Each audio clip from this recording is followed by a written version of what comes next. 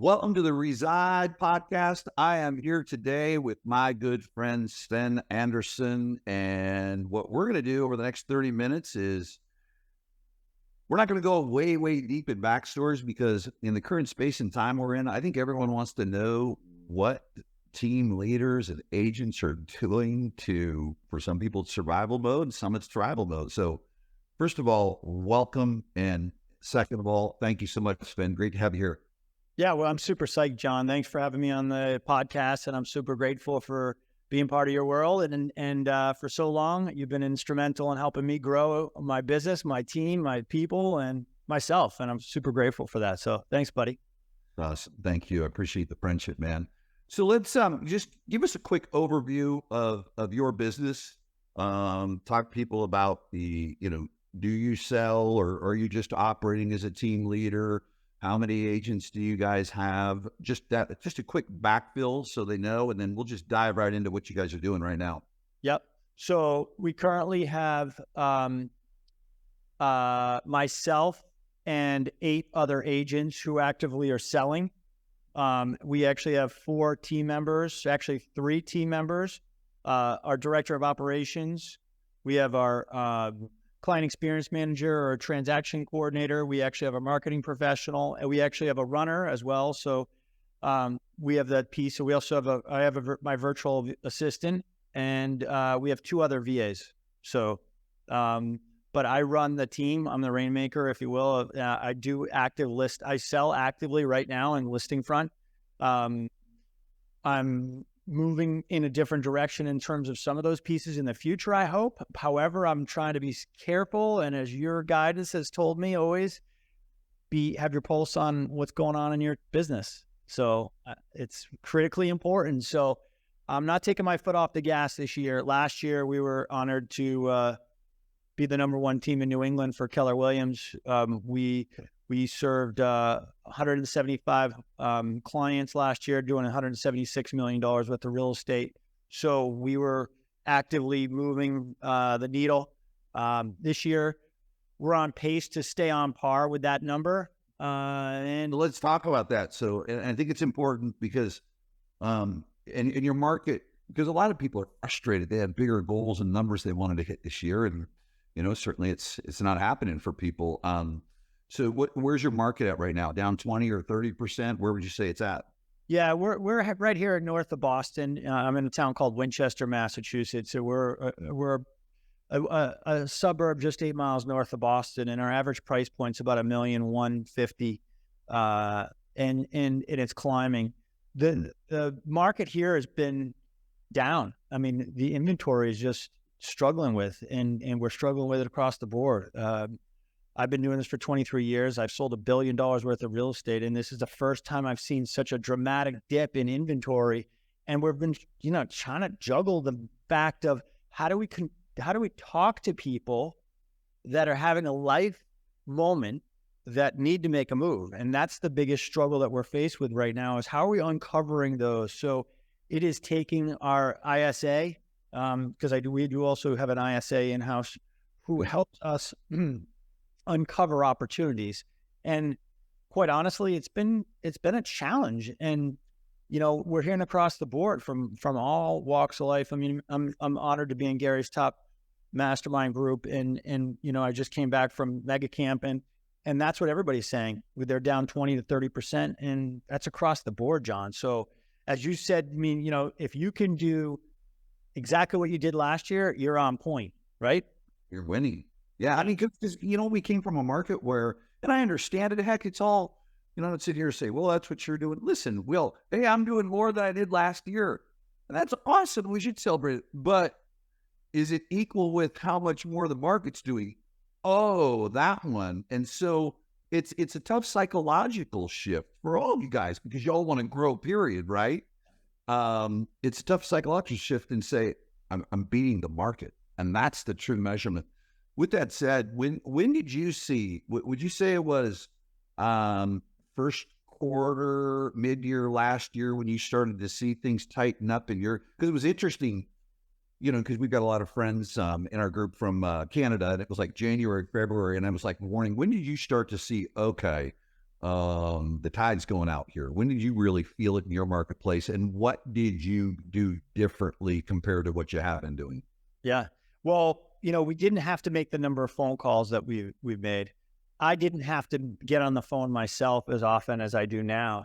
And I'm on the phone every day with our ISA. I mean, I'm actually making calls with him, with our past clients, drilling into it and getting down and understanding how we can help our clients. Because there's people out there that are still trying to make a move. And there's people that have, I'm at listing appointments, and there's people that parents have passed and I've got to sell the house. I don't need it anymore. I can't live here. And that's happening all over the place. So you've just got to uncover that. So those opportunities are the critical pieces. And it's just picking up the phone and calling, right? It's calling enough people, right? Dialing. So wait a minute, like the thing that worked, the thing that worked 18, 19, 20 years ago is real critical right now, Sven. Is that kind of what you're saying? Well, Jon, I think the reality is, just like you always say, this picking up the phone makes money. And I got to tell you, it really does. So, we've leveraged the golden letter, and I've introduced that to a bunch of different people in our group.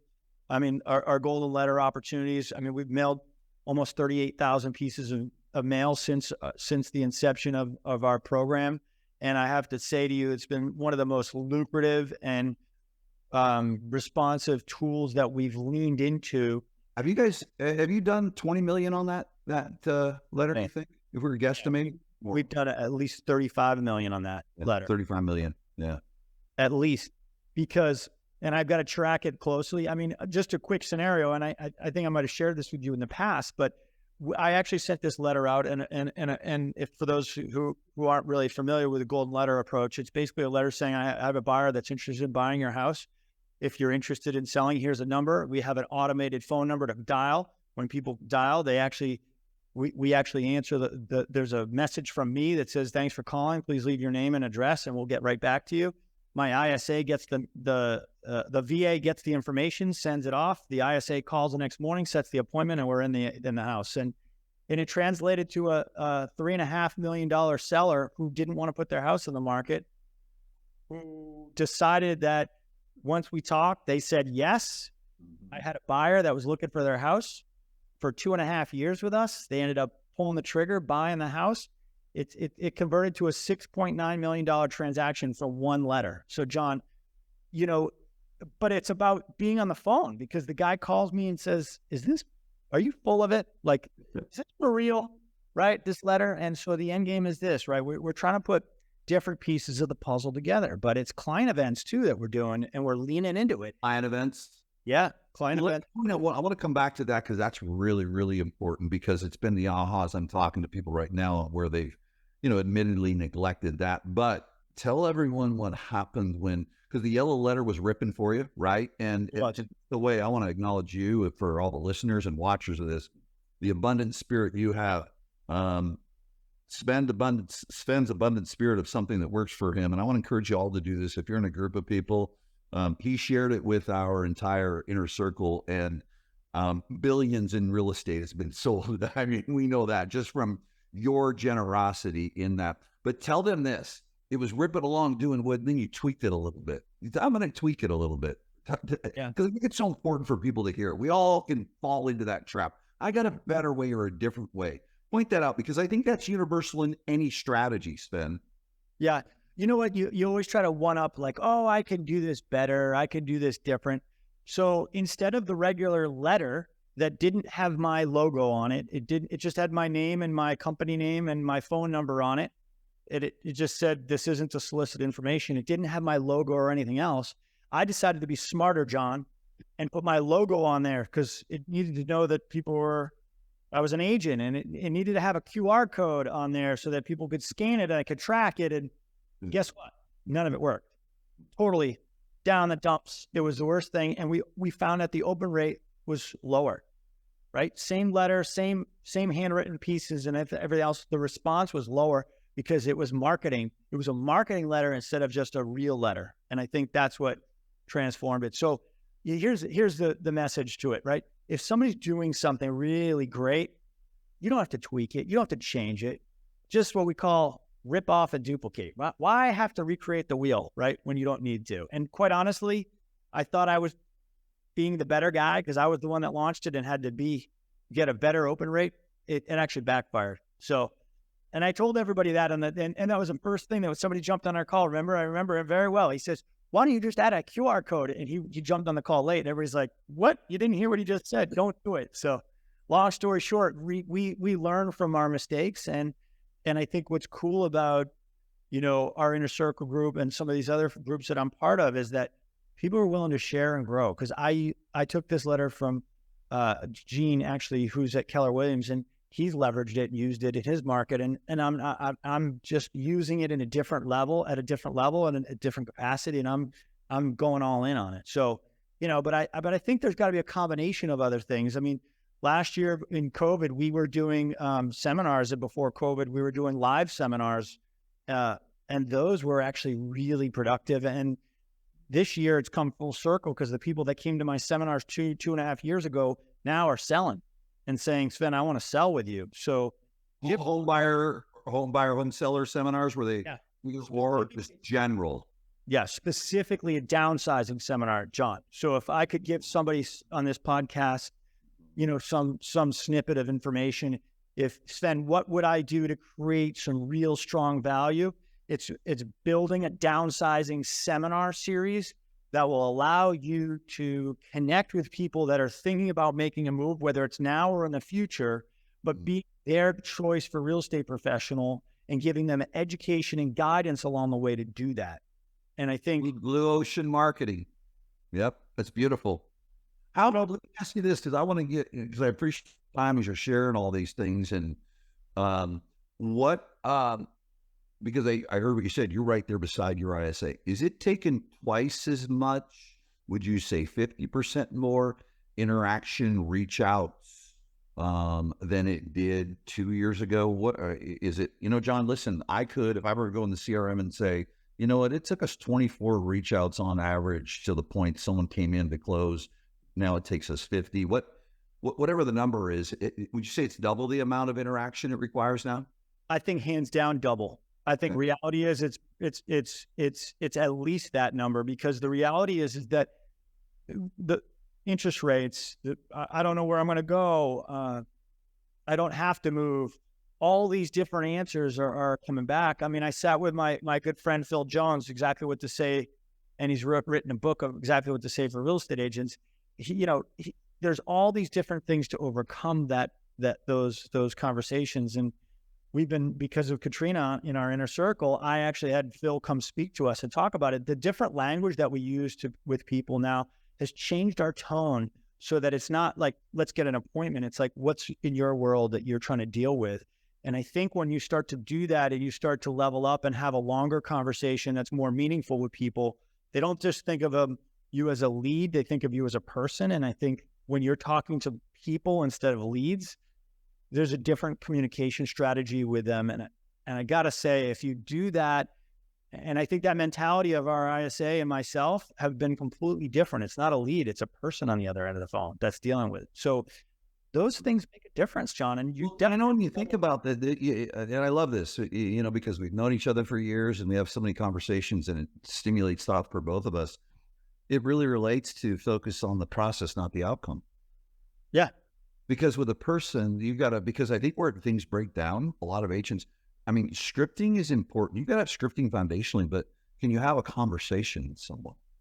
Because when you're having to talk to, and I, like you said, is it double or is it triple the amount of time? Well, you can't just go to the same old well of scripting. You've got to know how to have a sophisticated, elevated conversation that feels genuine with someone, that has depth, versus everything was speed. So it's scripted, get it closed, etc. So, what you've done, and you were smart enough. Gosh, was it 2 years ago that you brought Phil in and made that investment in your business and your agent's business? Yeah, we spent quite a bit of money and had him certify us as one of the only certified real estate companies of 3 here in the country of North America. And I got to tell you, it's pretty cool to be able to be part of that world that we're in. But the reality is it's exactly, it's exactly what to say and how to do it the right way. That doesn't feel scripted, if you will, right? It's easy. it's, and it's like 2 robots, like But the scripting challenge is, and listen, I'm not saying you don't need them, but watch this. There's a problem when someone goes off your script sheet. It's not too rough. I say this, you say this. I say this. No. I say this, you go there. Whoa. Do I have, are there principles involved? Because I've read some of his books, haven't dug in at any depth that you have, but I think what he's doing is it's a masterful study in human behavior. Well, quite honestly, right? Nobody wants to be sold something. And if you sell something to me, I'm out. So I'm out. I'm like, just don't even bother, right? So if you can prove value to me, let's talk. But if you don't do the research and you don't say why you're different or how you're different or what you're able to do and what makes you stand out from any other 250 brokers in my own location that actually actively sell real estate, why choose us? Like what makes us different? What makes you different on this podcast? Who are you and why do you actually stand out in front of the crowd? And if you don't, and you can't articulate that in a really succinct fashion, then people aren't going to hire you, right? I mean, there's no reason for them to do that. And so if you're not getting that marketing message down pretty succinctly and clearly and be able to articulate that in a very clear fashion, it's going to be a hard road. And it's hard enough right now to get an opportunity, but it's even harder when you're down that path. So I want to, and I know I've taken you off because I do want to come back to your client events and interactions, but it's prompting a thought to me because I want to be selfish in the 30 minutes that I have with you and value your time. Again, thank you. But this conversation's coming up a lot, and it's one that I think we've had it, but others are having it, and I think this is just to support them. What do you say to that team leader that, is like, oh man, should I, maybe they've been so out of sales, but they actually really, really need to, and it's a quick move to money, and they don't. Now, keeping in mind, if it's easy for people to give these rules, but everyone's cash reserve situation's different. Everyone's risk tolerance is different. All those things in mind, but what would you say to someone? A lot of people, I want to get out of production, versus staying in production. Talk about the thoughts, because we've had those. Hey, we're ramping. Talk about your thoughts. And ladies and gentlemen, as he answers this, understand that everyone's choice is a personal one, though, too, in their personal situations. But talk about the thoughts that you've had in that and looking at it, and what we've talked about, and where you see this going. Getting out of production, going back to production. Well, we've talked about it at length, right? Like, do you just bow out and say no, or do you roll your sleeves up and get back in there and start fighting again? Because the attitude is like, hey, this is a competitive market right now. It's super competitive for listings. If you get listings, you win. And if you're not getting listings, it's a tough road. And we're battling those opportunities day in and day out. We're actually fighting for them and we're getting them. But I got to tell you, I want to make sure that people hear this. If you're listening and you're a team leader thinking like, hey, it's going to be perfect, it's going to be an interesting road ahead. And I got to tell you that if you're not rolling your sleeves up and making the phone calls with your ISA or getting out with your buyer's team or listing team to do these listing opportunities yourself, you're going to be paying for it. I mean, I was just at Gary's mastermind in his elite group, and he was talking about the road ahead. It's going to be an interesting next 6 to 12 months with real estate, and people are going to really start to feel it. So if you're not if you're a team leader and you're thinking like, it'll all be fine, it'll be washed over, I'm like, you better think twice about that. Because I think the reality is that if you're not rolling your sleeves up and getting down and having real hard conversations with those people that are on your team and smart conversations with them to help them grow and to help them convert, it's going to be a tough road, I think. While you're staying in the trenches selling yourself. Yeah. You see yourself, based on prediction. And I mean, I don't know, do you see yourself taking off the gas over the next 15, 16 months in your sales? Hell no. We're stepping on it. We're stepping on it because here's what's happening now. Now that the people are starting to feel a little bit more comfortable with where we are with the interest rate issue, there's people that are saying, oh, maybe it's not going to go to 2.5% anymore. So maybe I am going to buy, because those people, we use those stories from the past. What happened if you just waited? And there's stories with people that we've used, and we use all these stories. And remember, everyone, there's stories that your team has for individuals that they use and they leverage, and they're like, oh, I really wish I did something, and I wish I bought something 6 months ago instead of today. Those are the stories for the entire company and your team.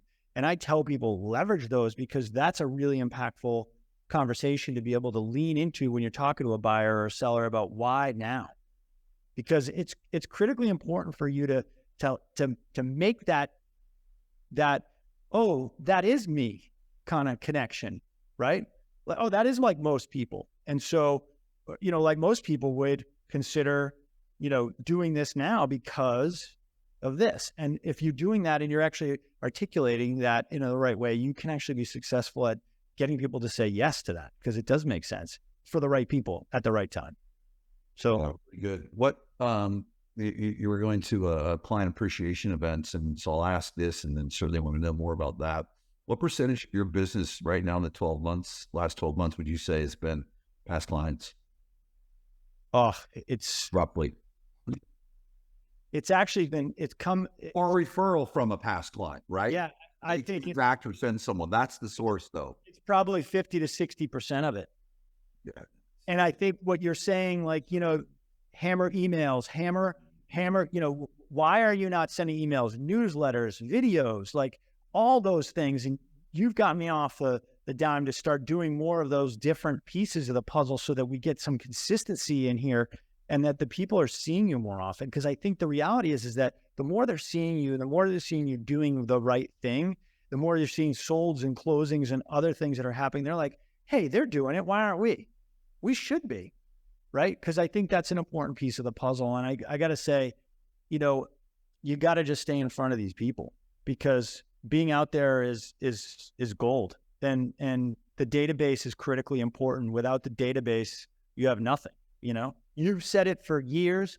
And Gary says it. Gary Keller says it your lifeblood is your database. And without it, you don't. That's your asset. That's the asset. I mean, there's no other asset in the real estate business. Like, you can take everything in this beautiful office you have, throw it in the streets. It's worth 10 cents on the dollar. It's nothing, right? But it is that data. It is everything. Absolutely everything. Speaking of database, I just had an agent come talk to me and say, Sven, I want to sell my business to you. We bought it. We bought a business. We bought her business and her real estate business out. We bought her out of this world, and we're integrating these opportunities, and we've got, I think it's like $8 million worth of opportunities that are built and cultivated that we haven't even touched yet. That's just the tip of the iceberg in this. So there's agents that are going to get out of this business too, John. So the agents that are getting out of this business is a huge number, and there's opportunity there. So I don't think we've seen even close to. I think January, February, we'll really start seeing it happen. Let me ask you this in the rest of the time that we have, real quickly, and we can. I know that Preston and Sanit on the plane will probably want to jump on with you one time in the future too, and chat with you, buddies. But so let's talk about this, because it's very interesting. Mark Gelman, a buddy of ours, you've got to spend some time with Mark. You got to meet him, right? Yeah. Awesome. Mark's crushing it, and he was taking me through his Salesforce and past clients. I mean, he's just, and he reduced all of his other marketing spend. He's having record-breaking months in the history of his company, right? And very parallel to you, though. He's old database, old SOI, not that there's new SOI, but past clients. What have you done? Share with us. Obviously, you and the ISA are digging in with the making the calls to the past clients and that, and working at SOI. Talk about events or anything else you do, because people do events, but they don't do them consistently. What are you doing to make it so that you've got this business coming in that isn't dependent on a lead portal, past clients? Yeah, that's actually a great question. I think it's really powerful when you can add value and sell something without selling something, if you know what I mean, where you're talking to people and you're just saying, hey, I'm genuinely interested in you participating in these things. So my wife was dealing with breast cancer a while ago, and I dealt with some challenging things. So I've always been committed to breast cancer awareness. And so in the next couple of months, I'm doing something for the American Cancer Society in Boston.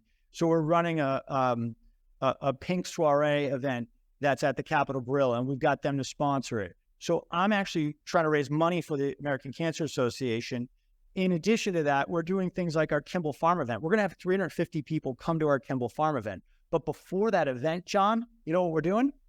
We're picking up the phone. Yep, you heard it right here. We're calling our entire database to say, hey, by the way, did you get our invitation? Did you see what we got coming on? Do you know that we've got this invitation out the door? Did you get this invitation? This is our invitation right here. You're invited to our invitation, and it all talks about the Kimball Farms event. Oh, wait. Print media? I thought print media was dead. Oh, yeah, Jon, it's dead. Well, here's your Kimball Farm with a stamp on it. Here's your stamp on it, right? There's a stamp on a piece of mail with a QR code to register, right? So we do everything. It's not only, we're going to have the single largest amount of people here at this event. Jon, we're going to have over 400 people at this event coming up, because it's not only our database, but it's also the database that we work with this other agent who we've integrated into our world. So this database is actually, everything is built on the database. If you create the right environment with the database and you build the right relationships with these clients in the database, you win. You win. So the events that we do, we're doing this pink martini soiree party. We're doing Kimball Farms event, which is a local kind of outdoor event that people get a wristband. They go to a barbecue. They have driving range and golf events and all this other stuff, and they get to be there on their own doing it, which is super impactful and cool. The reality is that in addition to that, we do our pie event. We give away pies on Thanksgiving, and we do multiple things for our clients to stay connected to us, right? And I think what's cool about it is that they remember us. And at these events, we don't talk about real estate. We talk about them. And when we talk about them and we don't talk about real estate, guess what they always bring up? That real estate. Right. Well, it's like I tell, we got this conversation. It's like I tell team leaders. I said, how often do you randomly reach out to your agents at an odd hour? Not at every Monday I check in. Saturday at 10 a.m., Sunday at 7 p.m. Sven, how are you? Oh, really, really good. I'm just working on this and this and this. No, Sven, how are you? Yeah. I got called for genuinely. And then it feels better when they go into it too. I mean, it's simple. I learned that from my mentor. That's so true. So true. Super grateful. And the reality is that you've got to talk to people. You're not talking to people, right? It's not that complicated. And agents are your agents are your lifeblood of what you're doing, right? On your team. They all matter to you, right? I had 3 of my team agents come with me to mega camp, and it was life-changing for them. And they're just like super grateful for the opportunity to be there. But more importantly, it's me connecting them with other people, and they're feeling really comfortable about what we're doing and how we're doing it. So it's just that relationship is really critically important to what we're doing and how we're doing it. And the more that you do that, the more opportunities that you're going to create for yourself and your whole world.